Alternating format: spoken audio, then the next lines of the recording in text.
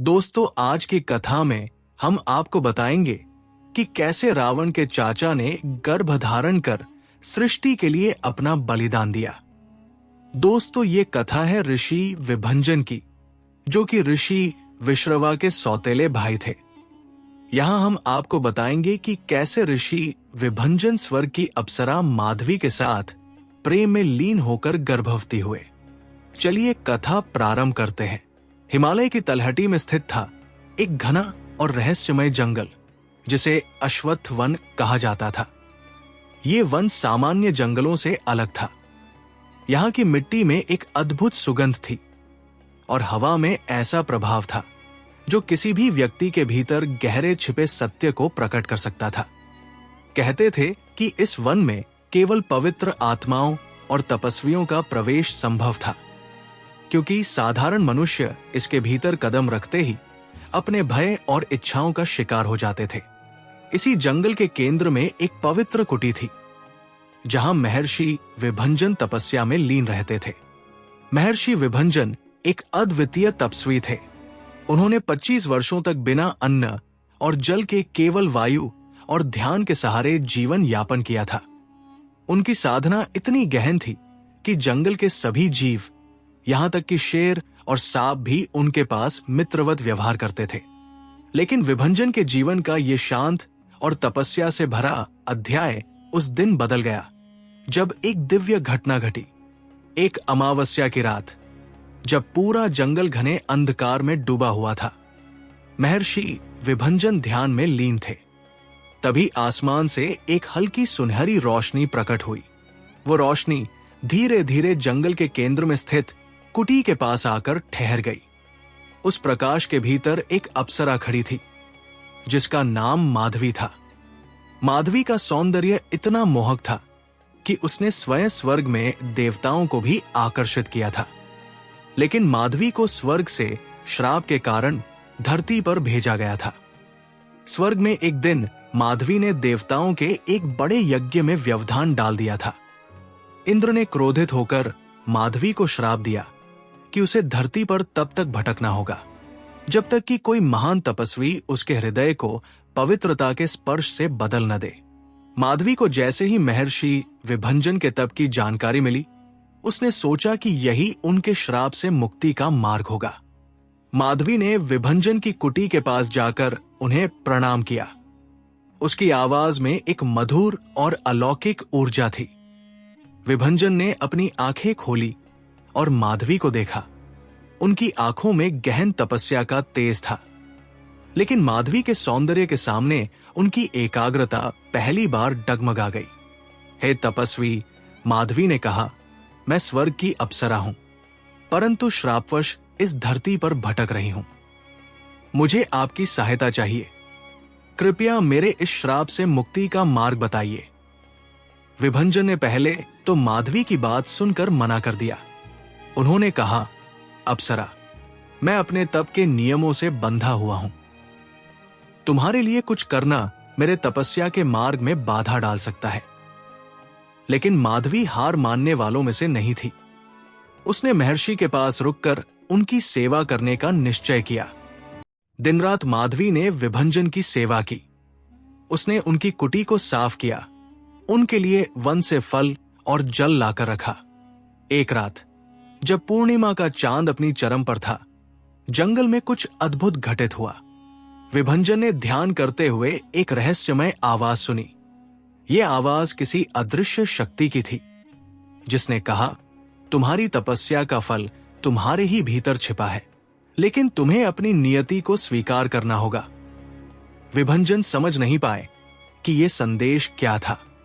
उसी रात माधवी ने महर्षि से कहा, हे ऋषि, मैं आपके साथ एक रहस्य साझा करना चाहती हूं।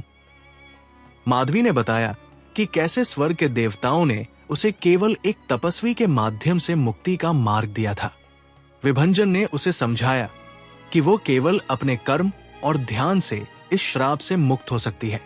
लेकिन माधवी का ऋषि के प्रति समर्पण अब एक अलग भावना में बदलने लगा था। जंगल की प्रकृति भी अब बदलने लगी थी। हर रात जंगल में कुछ असामान्य घटनाएं घटने लगी। वृक्षों से अनजानी आवाजें आने लगी और कभी कभी आकाश में अद्भुत प्रकाश दिखाई देने लगा। ऐसा लगता था जैसे स्वयं प्रकृति माधवी और विभंजन के बीच बढ़ते आकर्षण का साक्षी बन रही हो। एक दिन अचानक बारिश शुरू हो गई। माधवी और विभंजन कुटी में शरण लेने के लिए मजबूर हो गए। उस रात उनके बीच एक ऐसा आध्यात्मिक संवाद हुआ जिसने दोनों की आत्मा को एक कर दिया। उस क्षण में दोनों ने एक ऐसी सीमा पार की जो न तो माधवी के लिए पवित्रता का उल्लंघन थी और न ही ऋषि विभंजन के लिए तपस्या का अंत। कुछ दिनों बाद माधवी ने महसूस किया कि उसके भीतर एक नई ऊर्जा प्रवाहित हो रही है। उसे आभास हुआ कि वो गर्भवती हो चुकी है। ये गर्भ कोई साधारण नहीं था, ये दो दिव्य आत्माओं के मिलन का परिणाम था। माधवी ने जब अपनी गर्भवती होने की स्थिति को महसूस किया तो वो आश्चर्य और भय के मिश्रण में डूब गई। उसके लिए ये अनुभव असामान्य था। वो जानती थी कि ये गर्भ कोई साधारण नहीं है, ये स्वर्गीय श्राप और महर्षि विभंजन की दिव्य ऊर्जा का परिणाम था। लेकिन उससे अधिक अजीब बात यह थी कि जैसे जैसे दिन बीत रहे थे, माधवी के शरीर में एक अजीब हलचल हो रही थी। एक रात माधवी को स्वप्न में एक दिव्य शक्ति प्रकट हुई। वो शक्ति किसी ऋषि का तेजस्वी रूप थी, जो माधवी से बोली, ये गर्भ केवल तुम्हारे लिए नहीं है, ये साधारण गर्भ नहीं, ये एक दिव्य आत्मा का शारीरिक स्वरूप है। इसे धारण करने के लिए साधारण शरीर सक्षम नहीं है। तुम्हारे शरीर की सीमा इसे पूरा आकार देने में असमर्थ होगी। माधवी ने घबराकर पूछा, तो फिर इसका क्या होगा? क्या ये गर्भ नष्ट हो जाएगा? दिव्य ऋषि ने उत्तर दिया, नहीं, ये गर्भ नष्ट नहीं होगा। इसे महर्षि विभंजन की ऊर्जा और तपस्या की सहायता से संरक्षित किया जाएगा। इस गर्भ का स्थान अब तुम्हारे शरीर में नहीं रहेगा, ये महर्षि के शरीर में स्थानांतरित होगा। ये विधि अनहोनी है, परंतु नियति ने इसे इसी तरह लिखा है। अगले दिन सुबह माधवी ने यह स्वप्न महर्षि विभंजन को सुनाया। विभंजन के लिए यह बात अकल्पनीय थी। वे चकित होकर बोले, ये तो प्रकृति के नियमों के विपरीत है। कोई पुरुष गर्भ कैसे धारण कर सकता है? ये असंभव है। लेकिन उसी समय जंगल में कुछ विचित्र घटित हुआ। आकाश में बादल घिराए और बिजली चमकने लगी। तेज हवाओं के साथ जंगल का हर पेड़ झूमने लगा। कुटी के भीतर अचानक दिव्य प्रकाश प्रकट हुआ। ये वही ऋषि थे जो माधवी के स्वप्न में आए थे। ऋषि ने विभंजन से कहा, हे महर्षि, ये ब्रह्मांडीय योजना का हिस्सा है। तुम्हारी तपस्या और माधवी का समर्पण एक नई सृष्टि का निर्माण कर रहा है। तुम्हारे शरीर में वो ऊर्जा है जो इस दिव्य गर्भ को धारण कर सकती है। इसे स्वीकार करो, क्योंकि यही नियति है। ऋषि के आदेश के बाद माधवी और विभंजन ने ध्यान लगाया। उस दिव्य शक्ति के प्रभाव से एक अद्भुत घटना घटी। माधवी के शरीर से एक तेजस्वी प्रकाश निकला, जो धीरे धीरे महर्षि विभंजन के शरीर में प्रविष्ट हो गया। महर्षि ने एक गहरी सांस ली और उन्हें लगा जैसे उनके भीतर एक नई ऊर्जा प्रवाहित हो रही हो। लेकिन इसके साथ ही उन्हें भारी थकावट और एक अजीब दर्द का अनुभव हुआ। यह दर्द किसी शारीरिक चोट का नहीं, बल्कि एक नए जीवन के निर्माण का संकेत था। विभंजन को अब समझ में आ गया था कि उन्होंने केवल एक गर्भ को धारण नहीं किया, बल्कि एक दिव्य उत्तरदायित्व को स्वीकार किया है। गर्भ धारण करना विभंजन के लिए सरल नहीं था। पुरुष शरीर इसके लिए तैयार नहीं होता, लेकिन उनकी तपस्या और ध्यान ने उन्हें सहन शक्ति प्रदान की। हर दिन उनका शरीर बदलने लगा। उनके भीतर जीवन की हलचल स्पष्ट महसूस होने लगी। विभंजन ने महसूस किया कि यह गर्भ केवल शारीरिक नहीं था, ये उनकी आत्मा को भी बदल रहा था। उन्हें लगातार विचित्र सपने आते, जिनमें एक बालक उन्हें दिव्य ज्ञान की बातें सिखा रहा होता। उस बालक की उपस्थिति इतनी शक्तिशाली थी कि वो सपनों में भी विभंजन को स्तब्ध कर देता। जंगल भी इस अद्भुत घटना का साक्षी बन रहा था। हर रात जंगल में विचित्र प्रकाश और आवाजें सुनाई देती। कभी कभी वृक्षों के पत्ते खुद ब खुद झरने लगते और वन के पशु महर्षि की कुटी के आसपास इकट्ठा हो जाते। माधवी अब विभंजन की सेवा में और भी समर्पित हो गई। उसने उनके लिए औषधियों और जड़ी बूटियों का प्रबंध किया ताकि उनके शरीर को ये असामान्य स्थिति सहने की शक्ति मिले।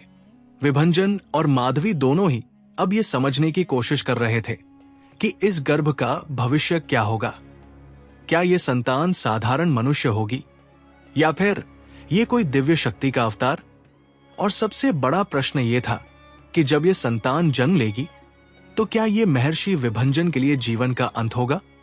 जंगल में हो रही इस अद्भुत घटना की खबर धीरे धीरे स्वर्ग तक पहुंचने लगी।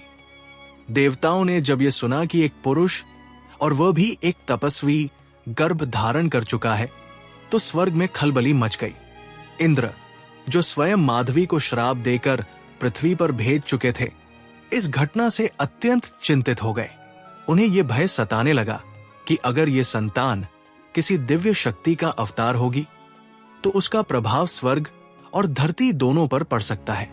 इंद्र ने तुरंत अपनी सभा बुलाई और देवताओं से कहा, यह घटना प्राकृतिक और ब्रह्मांडीय नियमों के विरुद्ध है। अगर एक ऋषि के भीतर गर्भ पल रहा है तो इसका अर्थ है कि यह सृष्टि के संतुलन को बिगाड़ सकता है। हमें इसे रोकना होगा। लेकिन देवगुरु बृहस्पति ने इंद्र को रोकते हुए कहा, इंद्र, यह गर्भ कोई साधारण नहीं है। ये एक दिव्य आत्मा का निर्माण है जिसे स्वयं ब्रह्मा की योजना के तहत धरती पर भेजा जा रहा है। तुम्हारा इसमें हस्तक्षेप सृष्टि के नियमों का उल्लंघन होगा। इंद्र ने फिर भी अपना पक्ष रखते हुए कहा, तो क्या हमें बस इंतजार करना चाहिए और देखना चाहिए कि यह घटना स्वर्ग और धरती पर क्या प्रभाव डालेगी? हमें इस पर तुरंत कार्यवाही करनी होगी। देवताओं ने मिलकर यह तय किया कि वे विभंजन और माधवी की परीक्षा लेंगे। उस रात जब महर्षि विभंजन ध्यान में बैठे थे तो जंगल में अचानक सब कुछ शांत हो गया। हवा थम गई, पक्षियों की आवाजें रुक गई और पेड़ स्थिर हो गए। अचानक एक तेज प्रकाश उनके कुटी के बाहर प्रकट हुआ। ये इंद्र थे जो अपने तेजस्वी रूप में महर्षि के सामने प्रकट हुए। इंद्र ने कहा, हे महर्षि, तुम्हारा तप महान है, लेकिन जो तुम कर रहे हो वो प्रकृति के नियमों के विरुद्ध है। ये गर्भ केवल तुम्हारे शरीर को नहीं बल्कि पूरे सृष्टि के संतुलन को प्रभावित करेगा। मैं तुम्हें आदेश देता हूं कि इस गर्भ को त्याग दो और इसे नष्ट कर दो। विभंजन ने शांत स्वर में उत्तर दिया, हे इंद्रदेव, मैंने ये गर्भ स्वेच्छा से धारण नहीं किया है। ये ब्रह्मांड की योजना का हिस्सा है। अगर ये गर्भ मेरे भीतर आया है तो इसका एक कारण अवश्य है। मैं इसे त्याग नहीं सकता। ये मेरी तपस्या का परिणाम है। इंद्र ने गुस्से में आकर कहा, अगर तुम इसे नहीं मानोगे तो मैं अपनी शक्ति का प्रयोग करके इसे नष्ट कर दूंगा। लेकिन उसी समय जंगल में एक दिव्य आवाज गूंजी। ये स्वयं ब्रह्मा की थी। ब्रह्मा ने इंद्र को चेतावनी दी, हे इंद्र, ये गर्भ सृष्टि के नियमों को तोड़ने के लिए नहीं बल्कि उन्हें सुदृढ़ करने के लिए है। ये एक दिव्य आत्मा है जो धरती पर न्याय, धर्म और सृष्टि के संतुलन को बनाए रखने के लिए अवतरित हो रही है। अगर तुमने इसमें हस्तक्षेप किया तो परिणाम भयानक होंगे। इंद्र अपनी पराजय मानकर वापस लौट गए, लेकिन विभंजन के संघर्ष अभी समाप्त नहीं हुए थे। जैसे जैसे दिन बीतते गए, गर्भ के प्रभाव से उनके शरीर में अत्यधिक परिवर्तन होने लगे। उनका तप अब और अधिक गहन हो गया। उन्हें अपने भीतर जीवन की हर धड़कन महसूस होती थी और हर धड़कन के साथ उन्हें ऐसा लगता था जैसे पूरी सृष्टि उनके साथ चल रही हो। माधवी ने भी महर्षि की सेवा में अपनी पूरी शक्ति लगा दी। वह दिन रात उनके लिए जड़ी बूटियां और औषधियां तैयार करती, लेकिन वो भी चिंतित थी कि जब ये दिव्य संतान जन्म लेगी तो क्या विभंजन इसका बोझ सहन कर पाएंगे। महर्षि विभंजन अब अपनी कुटी से बाहर नहीं निकलते थे। उन्होंने अपनी सारी ऊर्जा अपने ध्यान और गर्भ को संभालने में केंद्रित कर ली थी। माधवी को एक दिन फिर से वही दिव्य ऋषि स्वप्न में प्रकट हुए। उन्होंने कहा, माधवी, समय निकट है। इस दिव्य संतान के जन्म के समय तुम्हें और महर्षि को अद्भुत धैर्य की आवश्यकता होगी। ये संतान सृष्टि की शक्ति का प्रतीक होगी, लेकिन इसका जन्म महर्षि के लिए एक बड़ा बलिदान हो सकता है। माधवी ने घबराकर पूछा, क्या बलिदान? दिव्य ऋषि ने कहा, यह तुम्हें समय आने पर पता चलेगा, लेकिन याद रखना, यह बलिदान केवल विभंजन का नहीं होगा, बल्कि पूरी सृष्टि का हिस्सा होगा। जम की रात आ चुकी थी।